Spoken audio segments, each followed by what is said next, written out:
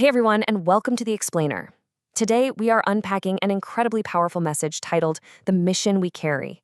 And, right off the bat, I just want to acknowledge something important. If you're joining us today, you aren't just starting something brand new. You are actually stepping into a continuation of a journey that God has already begun in your life. This isn't just some generic motivational speech, right?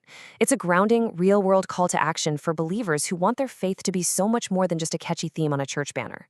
It's about letting the truth sink deep, deep down into our souls and actually shape the way we live our everyday lives. So let's dive right in. I want you to think about your own life recently. Honestly, you didn't just survive this last season by accident. I mean, it's been tough, hasn't it?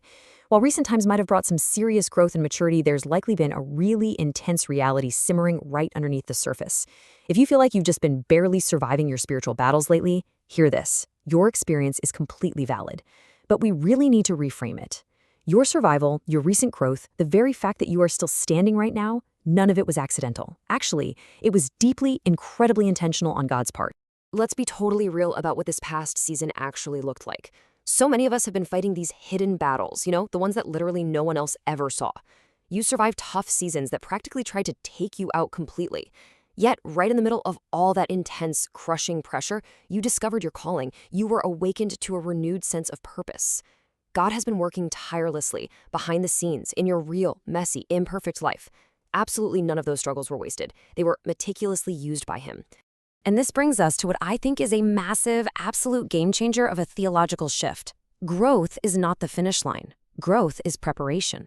We do this all the time, don't we? We so often treat our personal spiritual growth as the ultimate goal. We kind of think, okay, once I overcome this hurdle or feel a little closer to God, boom, I've crossed the finish line. But this message challenges that idea head on. God doesn't expand our capacity or let us fight through these grueling seasons just so we can feel more comfortable. He grows us so we become genuinely useful in love. All that growth you've experienced, it was preparation for the mission that is yet to come. Which leads us straight to this provocative, recurring question from the Apostle Paul. It's really the heartbeat of this entire explainer. How will they know? Now wait, before we go any further, it's absolutely vital to understand the intent here. This question is 0% meant to produce guilt or shame in you. It is meant to awaken a profound sense of purpose. It's shifting our focus away from just our own internal spiritual growth and pointing it outward toward our personal responsibility. When Paul asks, how will they know? He's talking about the people right across the street, your friends, your family, your coworkers, maybe even the random stranger God just nudges you to speak to. How will they hear the truth if we don't bring it to them? Okay, let's really dive into this. In Romans chapter 10, verses 14 and 15, Paul lays out what we can call an unbroken chain. And it's like a giant puzzle where every single piece relies completely on the one right before it. First, salvation requires belief. I mean, no one is saved just by hanging around a church building. It requires putting active faith in Jesus. Second, belief requires hearing.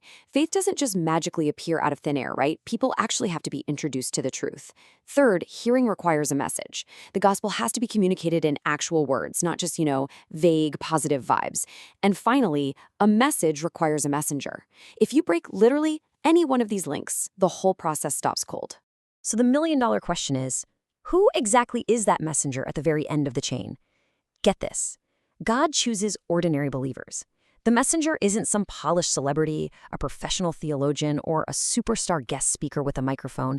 The messenger is an everyday believer, literally just like you, who is simply willing to step into a real conversation in real life and just say, hey, this is what Jesus has done for me. God is the one who saves, He draws people close, and He does the healing. But He chooses, on purpose, to use ordinary people to deliver that life-changing message. We really have to completely reframe what going on this mission actually looks like in our day-to-day. Because let's be honest, we usually carry around these exhausting misconceptions. We feel the heavy pressure of religious performance, the endless busyness of just adding more programs, or thinking we need a memorized script or a literal stage to preach from. But look at the biblical reality. True mission is all about proximity and relationships. It's about listening, just showing up, and walking with someone one-on-one. You aren't being called to become louder or more aggressive or more religious. You are simply being called to be intentional in the relationships God has already naturally given you. And this beautiful quote really captures the true heart of the gospel. Jesus didn't wait for us to get it together. He came to us. Let's just pause right here and make sure we are keeping Jesus absolutely front and center. Listen, this mission, It is not for perfect people. It is for people who desperately needed grace themselves. If you feel unqualified right now or like you just don't have your life all together, remember this. Jesus is the one who pursues, he saves, and he transforms. He simply invites us to respond to his incredible grace and then just naturally extend it to the people around us.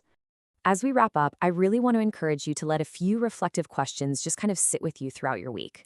Think about this. What if the only missing link between someone you love and their salvation is simply your willingness to open your mouth and speak? What if all that intense, personal, spiritual growth you went through was never meant to end with you?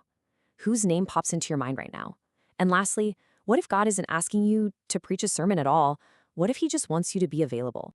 We're going to conclude with a super simple but highly actionable prayer. Lord, who have you already placed near me? That's it. That is your practical challenge. You are not being asked to go out and reach every single person on earth. You aren't turning this into some exhausting project, and you certainly aren't committing to fixing anyone.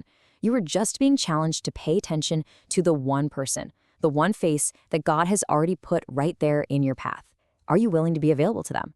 Let that provocative thought sink in as you step into your week, ready to be the messenger in someone's unbroken chain.